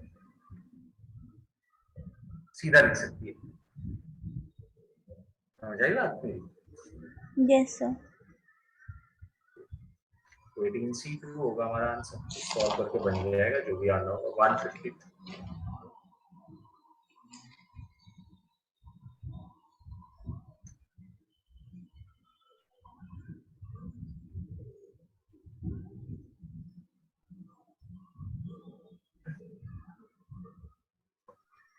अब होता है सेकंड क्वेश्चन शुरू। तो सेकंड पहले मेरे साथ करो। तो मैं अगर यहाँ पे कोई भी टर्म लिखना चाहता हूँ, अपनी कॉमन टर्म, जनरल टर्म लिखना चाहता हूँ, तो उसे मैं ऐसे तो लिखूंगा। ये देख, तुम्हारे यहाँ पे जनरल टर्म है, उस जनरल टर्म का मैं नाम तो नहीं दे सकता यहाँ पे कुछ, ये फिफ्थ टर्म है या सिक्स्थ टर्म है, ऐसे नहीं बोल सकते हैं यहाँ पे, सॉरी। पर मैं ये जरूर लिख सकता हूँ कि जनरल टर्म को मैं ऐसे लिख सकता हूँ, 5 factorial divided by R1 factorial, R2 factorial, R3 factorial, 1 की पावर R1 माइनस x की पावर R2 x स्क्वायर की पावर R3। तो मैंने इस चीज को लिखा 1/5/R1 factorial, R2 factorial, R3 factorial, 1 की पावर R1 कोई फर्क नहीं पड़ रहा, माइनस 1 की पावर R2 अलग लिख दिया, यहां से बना x की पावर R2 प्लस 2R, ये इसकी बच्चे कोई भी जनरल टर्म। तेरे को कौन सी टर्म चाहिए? मेरे को चाहिए वो वाली टर्म जो coefficient of x cube contain कर रही है। सही बात। Yes sir.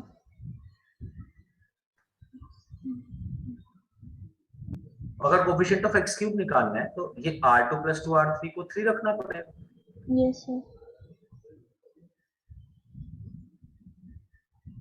अब तुझे डिफरेंट डिफरेंट केसेस लेने हैं, लाइक जब R3 0 होगा, R3 0 होगा तो R2 हो जाएगा 3, और अगर R2 3 होगा तो R1 plus R2 plus R3 की वैल्यू तो 5 के बराबर है।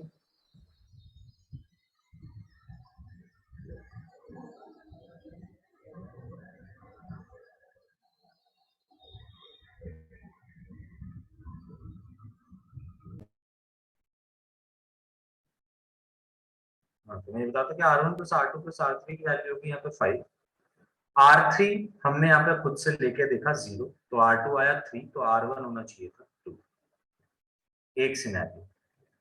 फिर मैंने R3 को लिया 1, R3 को लिया 1, तो R2 भी बना 1 और R1 आया भैया 3। इस केस में जो कोफिशिएंट था वो आया, R2 की वैल्यू है 3, तो ये माइनस हो जाएगा, माइनस के 5 factorial divided by R1 2 factorial, R2 3 factorial, R3 0 factorial. अगर सेकंड वाले में हम कोफिशिएंट कैलकुलेट करते हैं तो ये आएगा R2 की वैल्यू 1, तो minus 5 factorial divided by R1 1, R2 1, R1 R3 sorry, R3 1, R2 1, R1 तो 3 फैक्टोरियल, ये बन गया हमारे पास -10। -20 माइनस के 30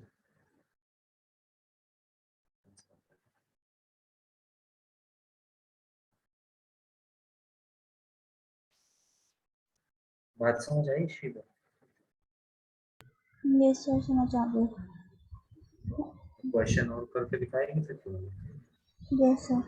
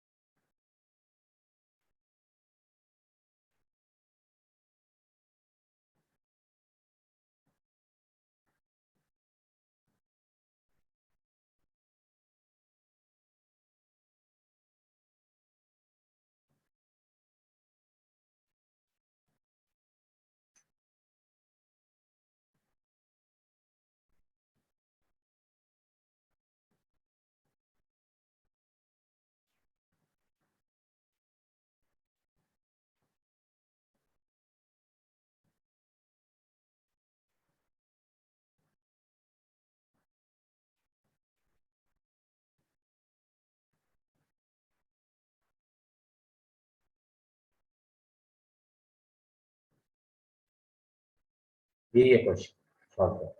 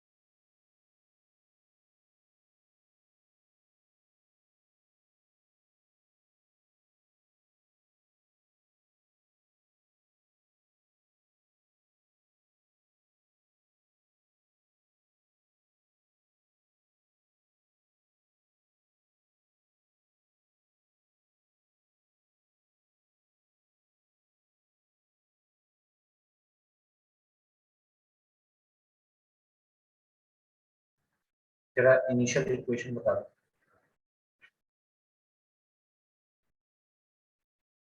जैसे यहाँ पे दो इक्वेशन थी r1 plus r2 plus r3 is equals to 5 and r2 plus 2r3 is equals to 3। ऐसे तेरी यहाँ पे दो इक्वेशन क्या आ रही है मैं वो जानना चाहता हूँ। Sir 1 plus x square into 1 minus x whole power 1 of 8। नहीं नहीं तूने देख 1 की पावर लेके कोई पहले जनरल टर्म लिख, तो जनरल टर्म लिखी जाएगी 8 factorial upon r1 factorial yes sir. Into r2 factorial into r3 factorial. तो r1 plus r2 plus r3 की वैल्यू तो बच्चा 8 होनी चाहिए। Yes sir. तभी कोई टर्म बन पाएगी इसकी। और साथ ही साथ कंबाइंड पावर क्या आएगी, क्या आ रही है इसकी?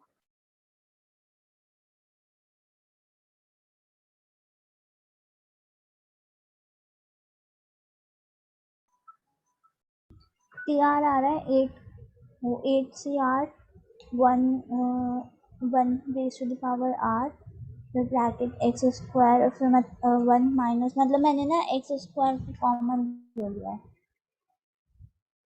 कॉमन मतलब x की पूरी पावर निकाल। ठीक है सर। तो तुझे x की पावर 6 ही निकालने हैं ना कोफिशिएंट, तो x की पावर 6 का कोफिशिएंट निकालने के लिए x की कॉमन पावर बना ले पहले जो भी बन रही है।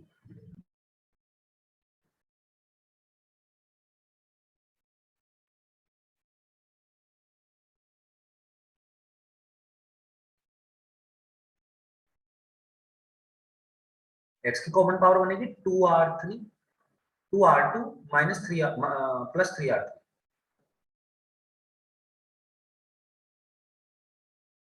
तो अब ये 2r2 प्लस 3r3 6 के बराबर होना चाहिए बच्चा। तो जो केसेस लेने पड़ेंगे जब यहाँ पर कोफिशिएंट निकालना है।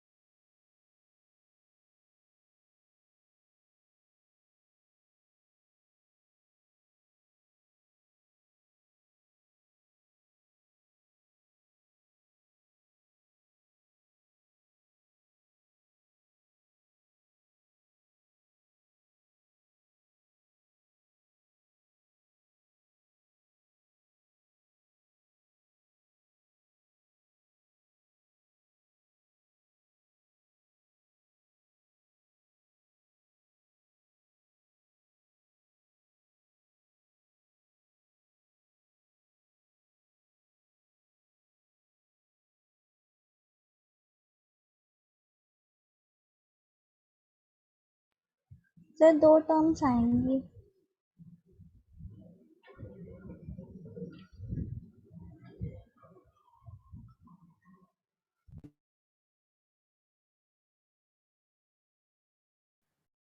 अच्छा मेरी बात सुन, जब भी तुझे मल्टीनोमियल के केस में कोफिशिएंट्स निकालने आ सपोज, तो मल्टीनोमियल थ्योरम लगाते हुए हमें केसेस ऐसे निकलेंगे बच्चे, मतलब सॉरी डायरेक्ट कोफिशिएंट ऐसे नहीं निकलेगा, ये हमें केसेस कंसीडर करने पड़ेंगे हर बार। पहला क्वेश्चन इसीलिए था कि हमें हर बार तो दो, एक बार पहले अपने पास दो वो बना ली इक्वेशंस। एक इक्वेशन तो हमेशा यही आएगी, r1 प्लस r2 प्लस जितने भी तेरे पास यहाँ पे टर्म्स लिखी हुई है मल्टीनोमियल के अंदर, उन सबका सम जो भी पावर दी हुई है उसके बराबर होना चाहिए। ये इक्वेशन तो कांस्टेंट है, अलग अलग केसेस में अलग अलग बनेगी बट ये बनती रहेगी। और एक इक्वेशन बनेगी x की पावर को कंपेयर करते हुए।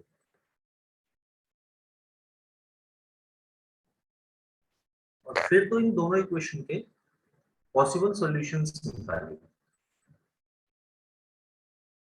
तो अगर मैं इस क्वेश्चन में बात करूं तो r1 plus r2 plus r3 की वैल्यू होनी चाहिए 8 और 2r2 प्लस 3r3 की वैल्यू होनी चाहिए बच्चे 6। x की पावर ये बनेगी, क्यों? क्योंकि जनरल टर्म जो बन रही है यहाँ पे वो देखिए ये बनेगी 8 factorial divided by r1 factorial r2 factorial r3 factorial 1 की पावर r1। कोई सेंस नहीं है इस बात का। x स्क्वायर की पावर r2 तो x की पावर 2r2 हो जाएगी, माइनस 1 की पावर r3 और x क्यूब की पावर होगी r3। तो उसे मैं ऐड कर देता हूँ, 3r3 बन जाएगी। जनरल टर्म तक ये बनेगी। यहाँ से मैंने x की पावर 6 का कोफिशिएंट निकालना है, तो मैंने 2r2 प्लस 3r3 को 6 के बराबर रख दिया, r1 plus r2 plus r3 को 8 के बराबर रख दिया। ये तो मुझे क्लियर कर दे, कोई बात समझ आई कि नहीं? हर बार ऐसे ही होगा, दो दो केसेस बनेंगे, मतलब दो यस सर। इक्वेशंस बनेंगे और फिर इसका सोल्यूशन अब हम निकालना शुरू करेंगे। अब इसका सोल्यूशन के केसेस बनेंगे, हो सकता है बहुत सारे केसेस बन जाए, हम नहीं कह सकते कितने केसेस बनेंगे इस बारे में। अब शुरू कहां से करें? शुरू उससे कर जिसका कोफिशिएंट r1 r2 r3 में सबसे बड़ा दे रखा है इक्वेशंस में। r3 का कोफिशिएंट सबसे बड़ा है 3, तो r3 की वैल्यू रखना शुरू कर, r3 को 0 रख। जब r3 को 0 रखेगी तो r2 दूसरी इक्वेशन से निकल जाएगा, 3 आ जाएगा। r2 3 आ गया, r3 0 आ गया, r3 r1 आ गया तो पास 5 पहली इक्वेशन से एक केस। इसका कुछ कोफिशिएंट बन जाएगा, तो r1 r2 r3 की वैल्यूज रख, जनरल टर्म कोफिशिएंट तेरे को मिलेगा। समझ आ रही है बात? Yes sir. r3 को 1 रख, R3 को 1 रखेंगे तो R2 की वैल्यू R3 1 रखा तो 3 बन गया, उधर गया 6 माइनस 3 3 हो गया, 1.5 आई थी R2 की वैल्यू। ये केस पॉसिबल नहीं है, पावर कभी भी फ्रैक्शन में नहीं आएगी। R1 R2 R3 इनको हम फ्रैक्शन में नहीं ले सकते, वरना फैक्टोरियल डिफाइन नहीं करता है। R3 को 2 रख, R3 को 2 रखेंगे तो 3 2 6 आ जाएगा, यानी कि R2 0 हो गया। देखिए इस केस में R1 6 हो गया जब R2 0 हो गया। अब मान ले तू R3 को 3 रखेगी तो ये 9 बन जाएगा, ये ज्यादा हो गया, हमें 6 बनानी थी पावर। R3 3 नॉट पॉसिबल, इसके आगे के सारे केस नॉट पॉसिबल। समझ आ रहा है? Yes sir. तो हमारा जो आंसर निकलेगा बच्चा वो इन दो चीजों से निकलेगा, एक इससे और एक इससे। जो भी आंसर आएगा उन दोनों को हम ऐड करके आंसर बता देंगे। हाँ जी, ये देखो, एक x की पावर 6 का कोफिशिएंट ऐसे बन सकता है, एक x की पावर 6 का कोफिशिएंट ऐसे बन सकता है।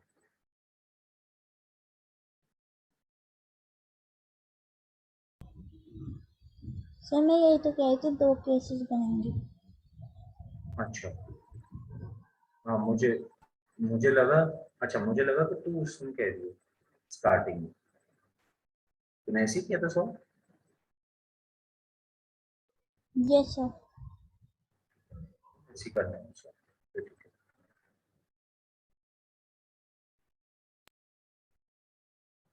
कभी कभी तुझसे क्वेश्चन है, अब इसको फाइंड आउट कर लियो, कोई दिक्कत नहीं है, तो आराम से करके सॉल्व कर लियो।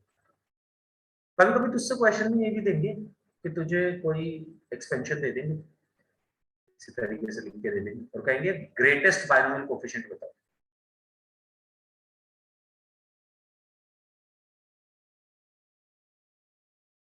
ग्रेटेस्ट बायनोमियल कोफिशिएंट तब बनेगा बच्चों, ग्रेटेस्ट बायनोमियल कोफिशिएंट उस टर्म का होता है जो मिडिल टर्म होती है उस एक्सपेंशन के लिए। यानी कि अगर मुझसे कभी भी ये बोला जाता है कि इस एक्सपेंशन के लिए आप मुझे ग्रेटेस्ट बायनोमियल कोफिशिएंट बताओ क्या होगा, तो आप मिडिल टर्म का कोफिशिएंट निकाल देंगे। कैसे निकालेंगे और क्वेश्चन देख लेते हैं।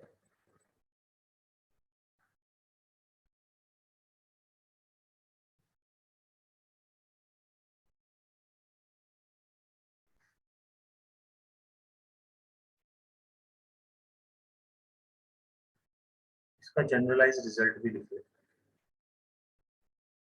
तो एनसीआर हाईएस्ट कब होगा? एनसीआर को ही हाईएस्ट कराना है, ग्रेटेस्ट कराना है, मतलब सबसे बड़ी वैल्यू चाहिए ना एनसीआर की।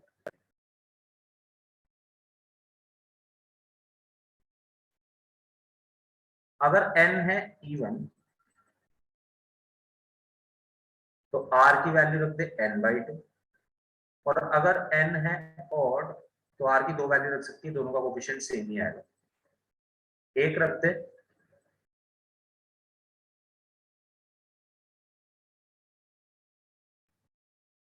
या तो ये रख they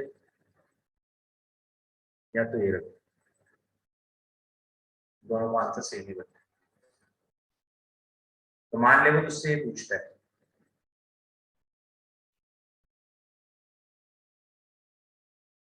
find r for which 200 CR is greatest।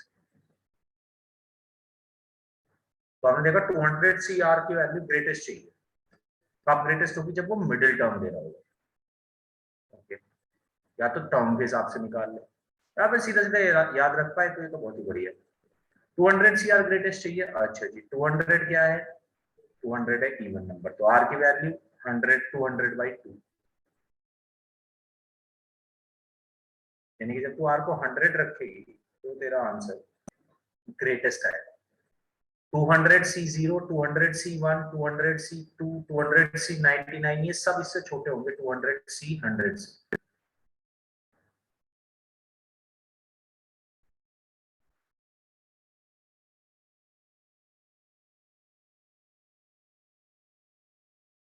इसको हम डायरेक्टली बता सकते हैं, कभी कभी हमसे ये भी पूछा जा सकता है बच्चा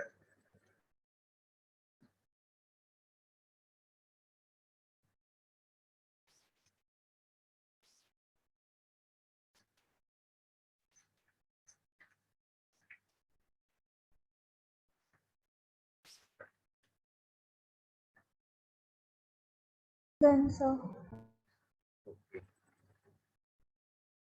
ठीक है शिवा, एक घंटे की क्लास होनी चाहिए, उसमें हम पूरा बायनोमियल थ्योरम जो बचा हुआ है वो फिनिश कर देंगे। तो मैं निष्कर्ष सर से बात करता हूँ, किस दिन हम क्लास लगा सकते हैं। मोस्ट प्रोबेबली कल हम क्लास लगा सकते हैं, तो कल हम एक क्लास लगा लेंगे। कल फ्री हो? yes sir, फ्राइडे की अच्छा तो क्लास, है, कल क्लास होती है ना फ्राइडे पे, कौन सी होती है बता, केमिस्ट्री की होती है किस टाइम से? 10 to 12। बस एक ही क्लास? यस सर, कल फ्राइडे होता है ना इसलिए शायद। अच्छा अच्छा अच्छा।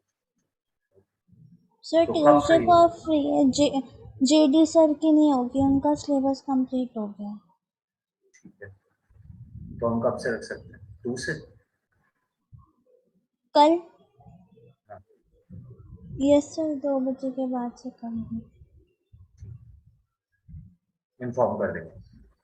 ठीक है सर। क्वेश्चन लगाना बायनोमियल के, इजी चैप्टर है बच्चा, स्कोरिंग चैप्टर, 4 नंबर मिलेंगे यहाँ से।